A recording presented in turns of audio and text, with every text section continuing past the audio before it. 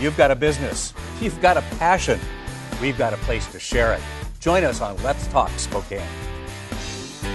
Closer, come over and peer inside of smart design.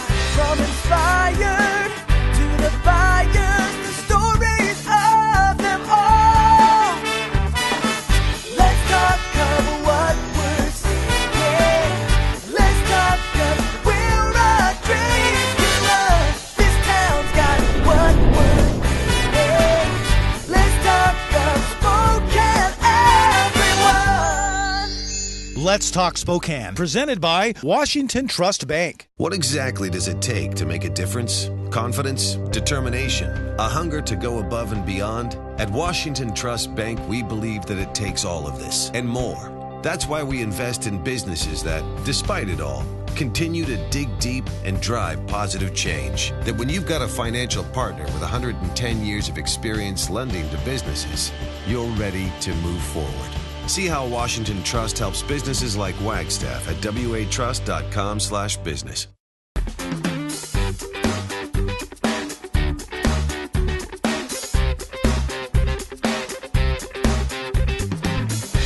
Hi, I'm Kent Adams, and we're on the road this week here at the beautiful Spokane Convention Center. There's a very special measure coming up in April on our ballots here in Spokane County. It's about expanding the convention facilities, and I have two very important guests with me today, Kevin Tuing and Jonna, am I saying this right? Jonna Boxley. Correct. Welcome. Yes. Welcome. Why is this measure so important? Well, that's a great question, and one I love to answer. This is really about a comprehensive program to do a bunch of great things for Spokane. We will be adding space to the convention center, we'll be adding seats to the arena, we'll be working hard on the riverbank and the Centennial Trail, but that's all really part of a comprehensive plan to improve our community. And we would improve our community by increasing the economic impact that our venues have in our community, by creating 800 new jobs. A bunch of those would be construction jobs in the first year or so. Those would convert into hospitality jobs. Our segments that we impact the most dramatically are hotels, restaurants, retail, and real estate. And so we can have a very broad impact across that entire group. Spokane's a uniquely positioned venue, and Jonna will talk a little bit about the convention center specifically, but our venues are really the heart of a great community, the community of Spokane. They impact the entire county, and we really are asking for support for these improvements. Yeah, and it's really what I would call a green project, in that the folks who come to town enjoy, spend a few nights here, go to the restaurants, shop in the small shops as well as the large ones in Spokane, which is really keeping them alive. And yet they turn around and leave, and we don't have the cost of schooling their kids and so forth, and so it really has a minimal impact. Tell me about the convention center. It's one of a couple of things you're doing with this measure. Yes, it is. What will be the difference as a result of this? Well, what we plan to do is add about 20,000 square foot of exhibit hall and about 25,000 square foot of meeting space. And the reason that we're doing that is because we've heard from our planners, our users, and also experts in the industry that in order to bring more groups to Spokane, we need to do that. And we've missed out on some conventions that we could have had here. We have. Because of the size or the lack of size, yes, right? We've missed out on about $71 million worth of economic impact. And just to show you, we have this summer the Square Dancers Conference coming. Okay, yes. They'll bring about 6,000 to 8,000 people in town, and they'll leave in town about $8.6 million. And that's at the restaurants and the hotels and those kinds of things. Sure, nice, nice.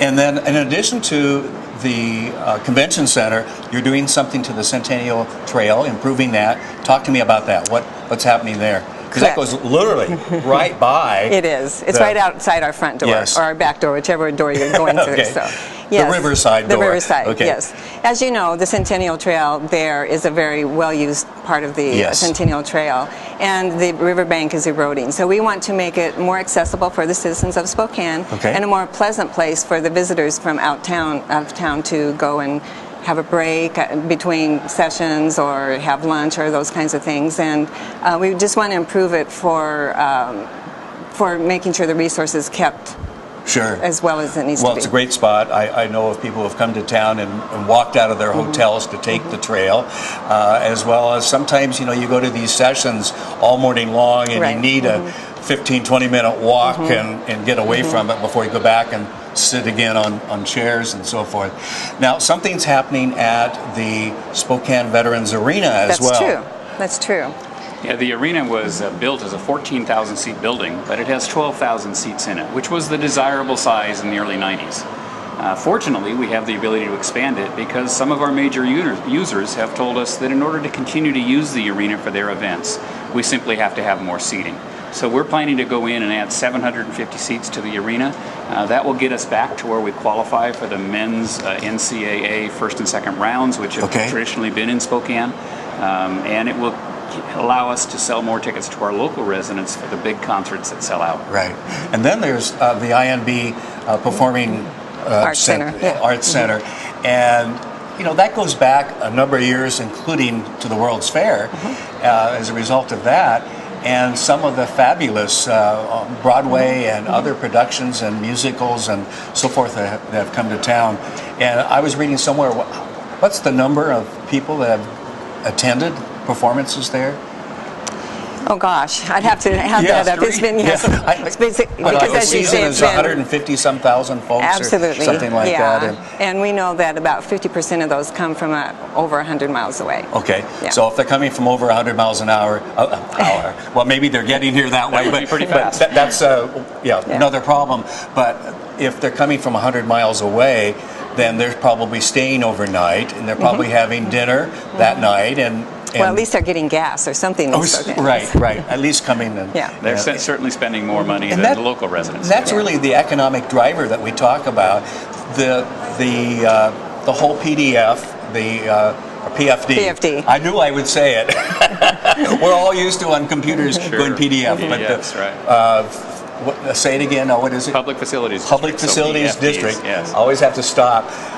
Has broken even, and over the years, this is a good economic project for Spokane internally as well as what you do, but then also the spillover to the community. Yeah, the district operation of the three facilities has been profitable year after year. Okay. We look to the voters to capitalize the projects, but the district covers its own operating expenses from operating revenues. Well, the capital issues that you talk about are just like the schools or anything else, that they just don't come out of the operating dollars. There just are not enough to do that. And we talk about coming from out of town, but a lot of local things happen here too, including graduations and dance a number recitals. of and I was here a few weeks ago for the Girl Scout Centennial Luncheon at the Convention Center. So it's not just from out of town. No, it's true. Most of the major fundraisers that really support the major organizations in Spokane happen in the convention center. Yes. So the timing is that we're leading up to an election on April 17th, and I believe, I know I received my ballot. It's checked as approved, ready to be mailed, and I really would encourage folks. This is one of those projects that are so positive for our community. It doesn't increase a tax. It continues the tax level of how many years ago? The early 1990s, the taxes were originally put in place to pay for the Spokane Veterans Memorial Arena project. They were extended by the voters in 2002 to build the exhibit hall, and now in 2012 we're asking the voters to extend them for another 10 years so that we can do these additional projects, put people to work, and keep the economic engine running. Yeah, well, clearly it's a win-win for Spokane, and you guys provide great leadership and a great venue for all of us who live here and for those who come. So I would encourage our audience to do like I've done, and that is to vote approval for this project. And let's move Spokane forward. Thank you for being here today. Thank you. Appreciate the opportunity. We'll be right back after this.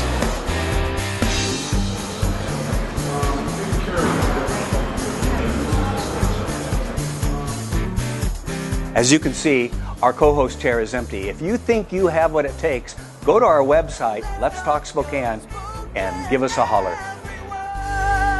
I'm a union leader. I'm a small business owner. We don't always agree on everything. But we both agree we're voting yes on Measure 1.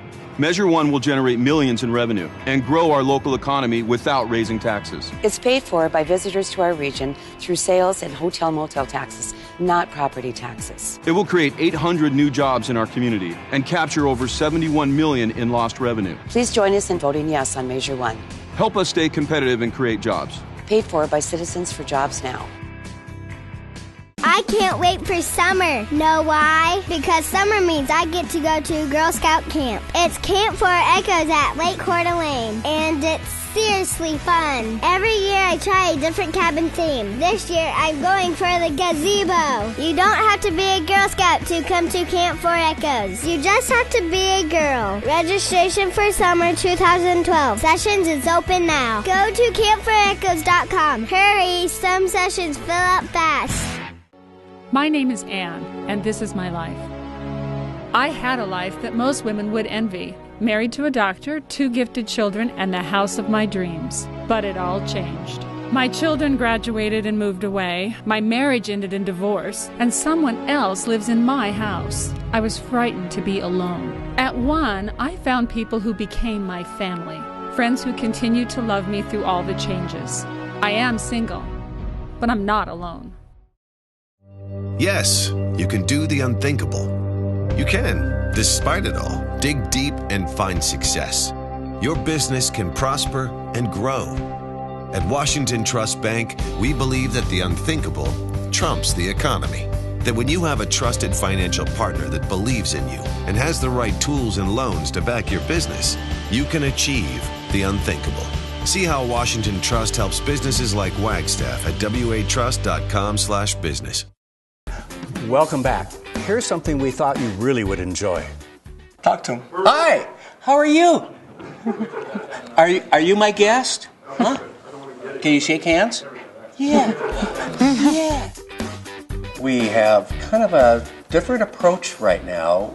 Some folks from iGuard. It's Nick and Jacqueline Lungu. Mm-hmm. You're sure of that? Yes. Is that the last name? Is that? I go by whatever she says. Oh, you've learned. You've learned. How did you get into the dog training business? Because you've been doing this for a little while, haven't you? Yeah. Yeah, probably majority of my life. It's just always been my passion. I don't think I got into it. It kind of got me into it. Okay. Tell me about when it started. When I was tall enough to walk under this table. Okay. I mean, I was just a kid growing up in Europe. It's just always been some kind of a weird connection to the dogs.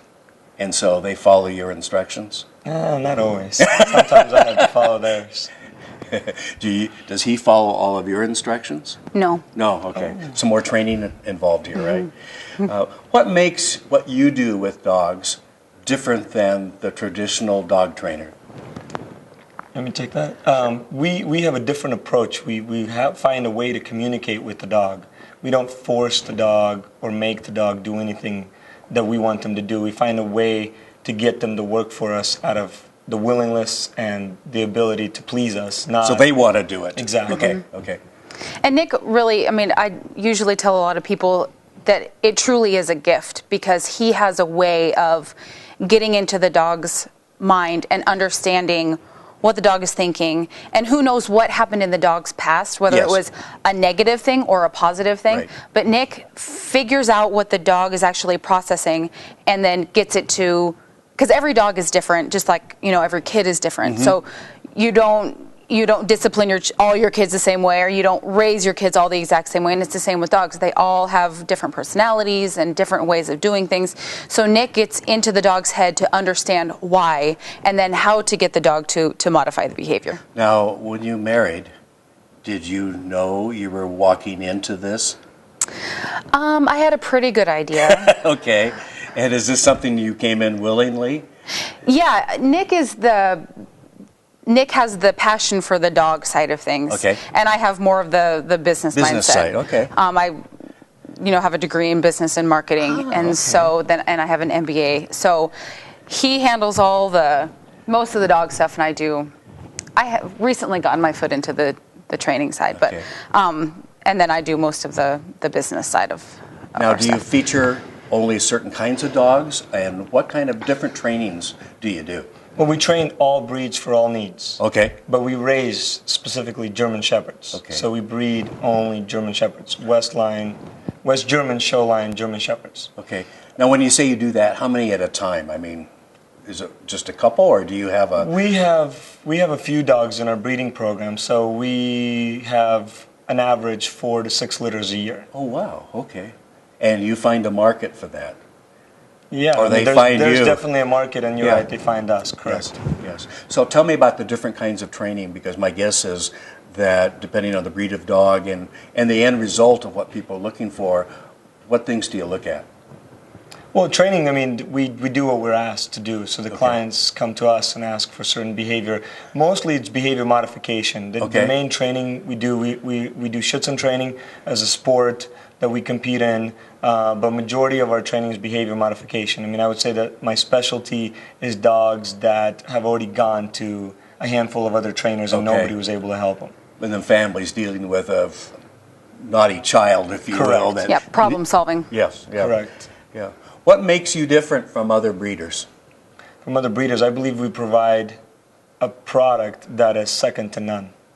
We provide a superior German Shepherd dog, and the service behind it is, again, one of a kind. We are the only breeder that I know of in the United States that provide a lifetime guarantee on our dogs. Lifetime guarantee? Correct. Tell me about that. It means I've never heard that around this. Sure. If you purchased a dog from us and you have any, whether it's a health issue or a temperament, or if you're just simply not happy with the dog, we will replace the dog for you. So how do people normally find you? I mean, is it within the industry that people know what you do? Or, I mean, it seems like a narrow market in terms of... Well, as far as the training, a lot of it is word of mouth. Okay. We satisfied customers. Yeah. And then, for breeding, we have a website, that we send puppies all over the United States. Do you really? We ship them, yeah.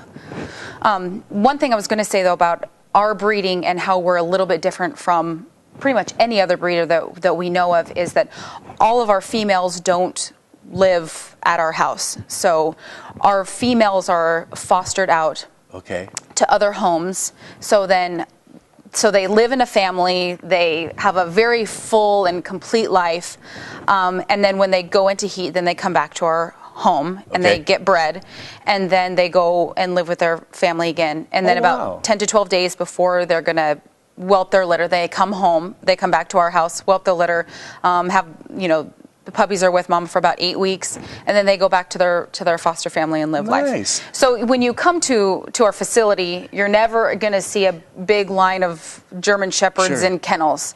We have a few dogs at our home, that live in our house and protect our kids and our family and stuff like that. But you're never going to come to our house and find a huge row of dogs. That's interesting. I think that because we're trainers and breeders, that's why Nick always, his biggest thing is socialization. You'll have a well-trained dog if you follow his advice and you socialize your animal. And get along with families and all of that. Yeah, and so, because of that philosophy that we have, we feel it's very important to make sure that our own dogs are very well socialized in families and with other people and stuff like that. Now, how many do you have, excuse the expression, farmed out in homes? I mean, you're talking about it, half dozen, a dozen? Over a dozen dogs. Really? And the other thing, too, is all our dogs, every single litter is raised inside our home. It's not in our garage or in the backyard, somewhere in a shed. They're all raised inside our home with our children. I mean, our kids will be handling puppies literally that are 5 minutes old. I mean, they're right there with them. And the other thing that sets us apart is we don't just sell you a puppy. We want to match the right puppy to your lifestyle and personality. So that is the other, I think, biggest factor that sets us apart is the fact that we match temperaments. How do you do that?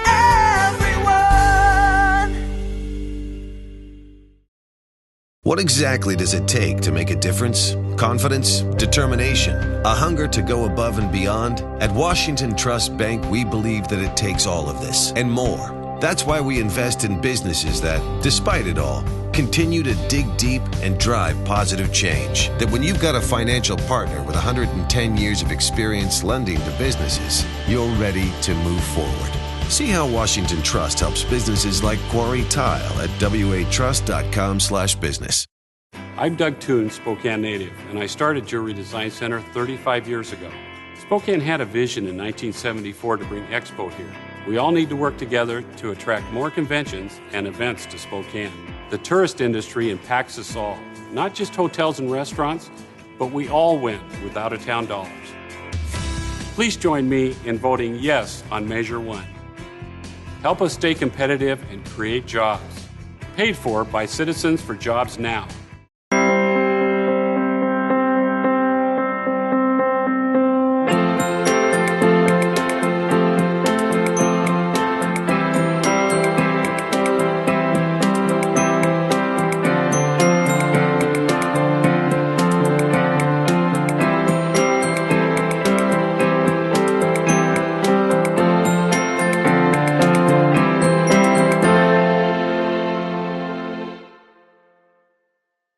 For 35 years, TESH has been serving individuals with disabilities, children, adults, and families facing developmental and intellectual challenges, mental health issues, and acquired challenges. TESH offers professional and caring programs in a safe and loving environment that positively impact lives through child development, independent living, and employment and training. Learn more about TESH at teshinc.com or call Holly at 208-765-5105. The TESH Difference, transforming lives and enriching our community. Yes, you can do the unthinkable. You can, despite it all, dig deep and find success. Your business can prosper and grow. At Washington Trust Bank, we believe that the unthinkable trumps the economy. That when you have a trusted financial partner that believes in you and has the right tools and loans to back your business, you can achieve the unthinkable. See how Washington Trust helps businesses like Quarry Tile at watrust.com/business. You've got a business. You've got a passion. You've got a story to tell, and we have a place to share it. You are the message. You are the story. Let's talk, Spokane. Let's talk of Spokane, everyone.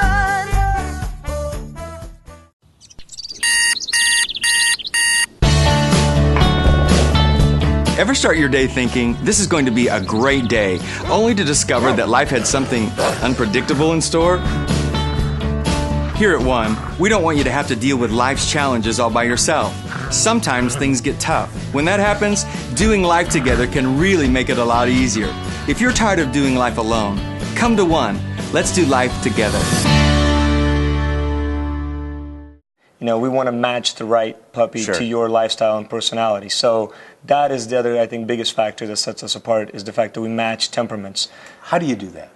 That's my job as a trainer. I read the puppy. I really make notes. Our puppies are identified from the second they're born. With ribbons, different color ribbons. And we keep track of their weight and temperament from the day they're born. So we keep track of how loud they were, how squirmy they were, you know, at birth. Sure. And then we keep track of that behavior as they're maturing into a 6 to 7 So then someone comes in and you can then match based on talking with them or what they're looking for, what their family situation may be like. There may be some dogs that aren't best for young families and so forth. And you know, whether somebody's really, really active or they have small kids or they're older and they just want kind of a companion. Sure. Nick is really good about spending, you know, for the first 8 weeks that they're there, it's an incredible amount of time that he spends with those puppies, analyzing how they react to things, how they interact with each other, how they are with the mama dog, all that kind of stuff. You have a service, the iGuard. Tell me about that. What does that mean? Yeah, and that's a good question, actually, Ken. A lot of people say, well, that guy breeds guard dogs, and, you know, or they'll say, we've heard about you, but we didn't know what you actually did because we thought you only raised guard dogs. And the reason iGuard International got its name is I is the German Shepherd. It's I, the German Shepherd. Guard it's a protection dog. That's what a German Shepherd's known for. You know, and international, it's pretty obvious. It's all over the world. So that's why we came up with the name. So we don't just raise guard dogs. As a matter of fact, a guard dog and a protection dog is a totally different scenario situation, but protection dog is a dog that is capable of being around children. I mean, our dogs that are protection trained will go to the grocery store with Jacqueline, and they will hang out in the back of her SUV and go to the park with our 3 young kids and run around the house when the kids have other friends over for sleepovers. They're a stable part of our family, it's like having a bodyguard around. Sure. Just because he's there and is able to take care of a situation, if a threat arises, doesn't mean he's going to walk around with the gun drawn and letting everybody know that he's tough. You're teaching dogs to pull guns? No, I'm just kidding. Okay, and then a guard dog is literally what it says, that they're guarding a facility or... Correct. Yeah, and that's the thing that people don't realize very much, Ken. People will call and say, we want a guard dog, and so I'm going, no way, you don't want a guard dog, because those dogs cannot determine the difference between normal and aggressive behavior, and therefore they will constantly react in an aggressive manner. I understand that you had a client that paid $100,000 for a guard dog. Tell me about that. Not quite, but close. Yes, we had a client out of Scottsdale, Arizona, that has purchased a protection dog from us. Protection dog. Correct. And this is the type of dog, again, that I just mentioned. This is a dog that goes everywhere they go, drives in the back of their Mercedes-Benz and their Porsche and in their golf cart at the golf resorts there, and is just a normal part of everyday life, and it greets people and licks their hand and says hello.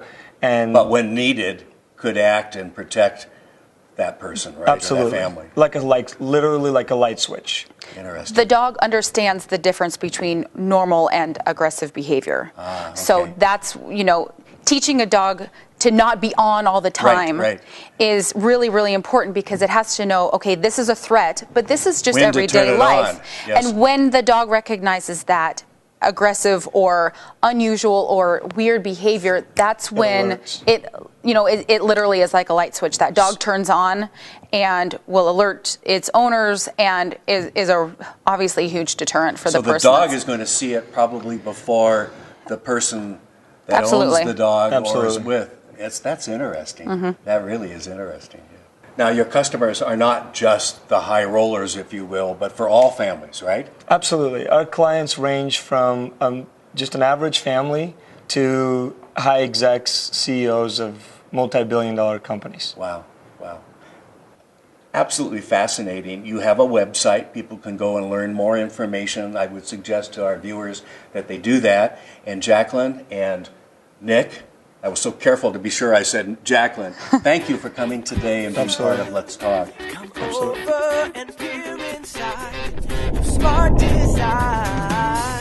Please join us next week on Let's Talk Spokane.